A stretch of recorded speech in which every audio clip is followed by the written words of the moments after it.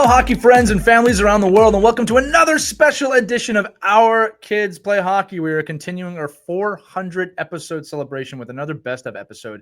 And today's topic is the top 5 coaching episodes. So whether you're coaching mites or midgets or just getting started, these episodes are full of practical tools and timeless advice for coaches and also parents and players, right? It's always a good thing to understand what's going on behind the coach's mind. So let's dive right in. The first one we're going to talk about is 5 things coaches should do to prepare for the youth hockey season. I remember doing this episode. It was a really great one. We laid out 5 foundational steps for coaches to hit the ground running before the first whistle blows, right? From staff building to culture setting.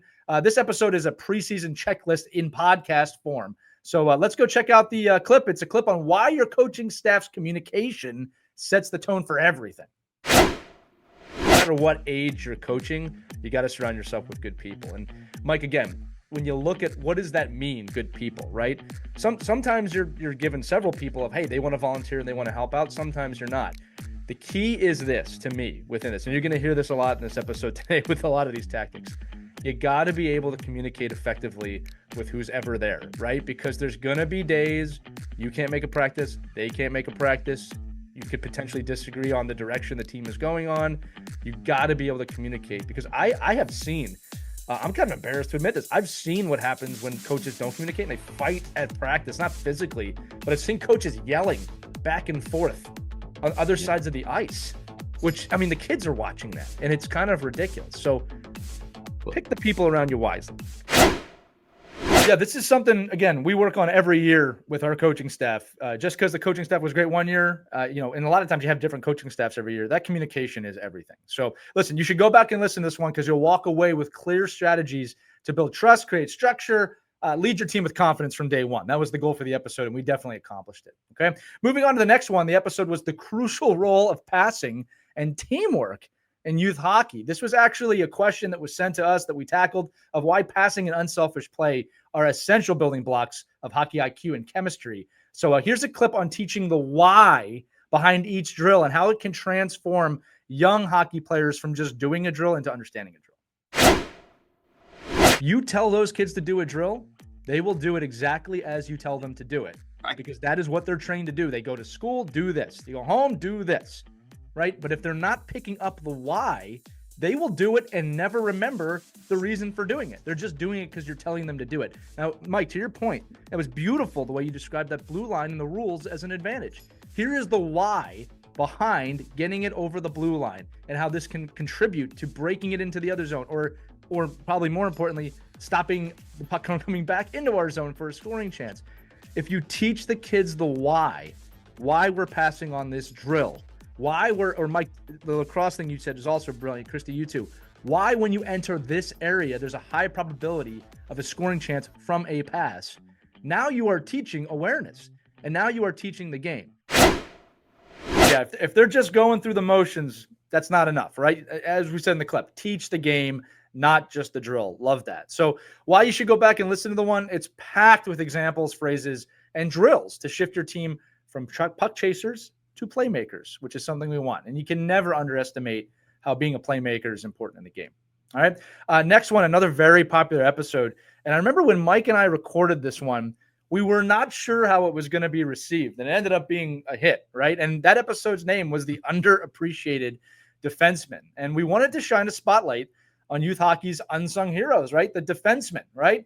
Goalies are heroes too, don't get me wrong. But we did explore how smart D play anchors team success and how coaches, really importantly, can better support that position. Okay, so in this clip, we're explaining why every role, whether 5 or 25 minutes, it's a time on ice, matters the same. Okay, so check this out. You can't create offense without defense. Why don't we begin there and how important that position is to the game? Yeah, I think the ability, when you're watching a player and you're watching a defenseman and you're looking at trying to figure out, is this player a quality player for my team? Is somebody that's desirable to me? Is it somebody that I can use to help me create more offense? That's honestly the player that could play just D. Again, there's a lot of the Makars out there, and everybody likes the Bobby Orr analogy of grabbing the puck off the face, off a face-off. weaving through a couple of players, creating that offense. But without solid defense, and I think a lot of coaches, most coaches, fall on the side of, I'd rather be in a 2-1 game than a 10-9 game. Yeah. But again, 10-9 games are fun. Fans probably love them. But if you're a coach, that's the ability to have a solid defenseman, somebody that plays defense, and a team that plays defense allows you to be so much more creative offensively, because then it's more freewheeling. So if you think about how teams are structured, the ability to be in a structured defensive mode, you don't hear much about free play in the defensive zone. You certainly hear it in the offensive zone. Yeah, it's true. But in the defensive zone, it gets really just down to being a very core, solid, positional player. It's a great clip. And look, while you should go back and listen, it redefines defense as a role of pride and purpose, and it gives you new language to coach that position, right? So if the coach is listening, this one's a great tool for your toolbox on how to approach the defensive side of the game. The next one for coaches, you're going to have a coaching episode. You have to bring on a great coach. And the episode title was The Art and Science of Coaching with NHL legend, Stanley Cup champion, international coach, Mike Keenan. Okay, the episode title wasn't fully that. It's just The Art and Science of Coaching with NHL legend Mike Keenan. We had Iron Mike on, and man, he shared stories from his entire legendary career, blending technical wisdom, deep emotional insight. I mean, the guy really dove in. It was based on his book at the time that's out. You should go get it, Iron Mike. But it's a rare glimpse at the human side of elite coaching. And for those of you who know Mike Keenan, the human side was not something he was really readily showing to people throughout his career. So in this clip, listen to Coach explain why every player must accept and own their role. Very similar to the last clip. Check this out.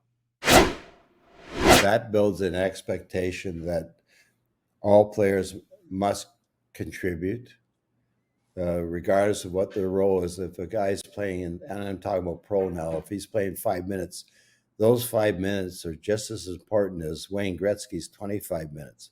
Because if he doesn't do his job in those 5 minutes, the team isn't going to be successful. Right. So to get them to understand that, first of all, and then to buy into it and to accept it. And that was probably the main component of all championship teams that I coached, that there was no selfish components. They had sometimes had to learn to accept their role.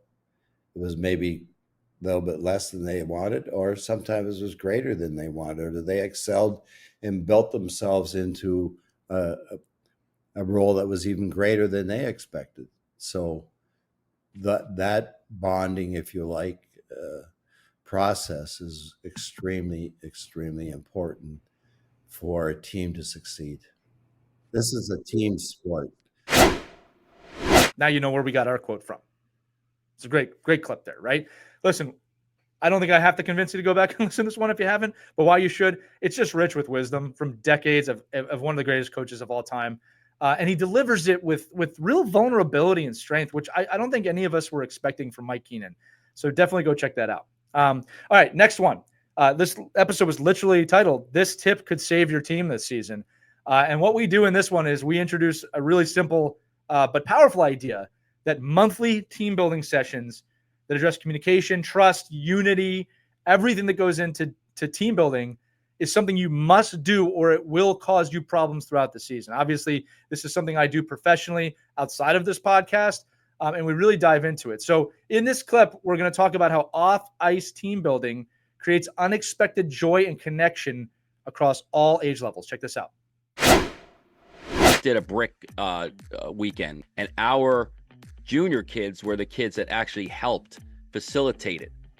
And after I did the team building and the activities with these 7 and 6 year olds and 8 year olds, the older guys were begging to do it with their team. And they were just helping. They're like, we want, like, that was unbelievable. Like, look at the kids, and they had fun, and they got involved, and they wanted to be involved. Everybody wants to have that feeling of success. If you can do it off the ice, even better. We're in helmets and we don't see faces, and it's just the levels of kids are just, your goalie is not really, the nice thing on team building exercises off the ice is everyone's pretty much equal. It's all, we're all in the same, kind of constraint system, and we can do what we want with it. I love it. And again, look, why you should go back and listen to this. It probably is one of the most underestimated aspects of team coaching. Look, with this episode, I remember we offered, and this offer is always still open, the chance to download our free team building exercise booklet. The amount of coaches that have reached out to us and said, hey, can I have that? Because I've had to send all of them, has been pretty prolific. If you want that, team@ourkidsplayhockey.com, just email us and ask for it. We'll send it to you. But again, it's an easy overlooked tool that brings your team closer together and makes on-ice performance better, okay? Your team's got to be bonded if you want to succeed, so check that one out. That's it. We got through all of them. That's the top 5 episodes for coaches. We hope you enjoyed that. Again, new insights, fresh ideas. That's the idea here, is to give you a little taste of these episodes so you'll go back to find them and find out what really makes a team work, right? We think we had a pretty good gamut and range there of episodes. So remember, we're just getting started with these. Be sure to check out our upcoming best of lists. Again, NHL guests, other pro guests, episodes for goalies, parents, players, and more, all coming at you on our 400 celebration. I'm Lee Elias. Thanks for joining us. Remember, we'll see you next time on Our Kids Play Hockey. Enjoy your hockey. Enjoy your week. Skate on, everybody.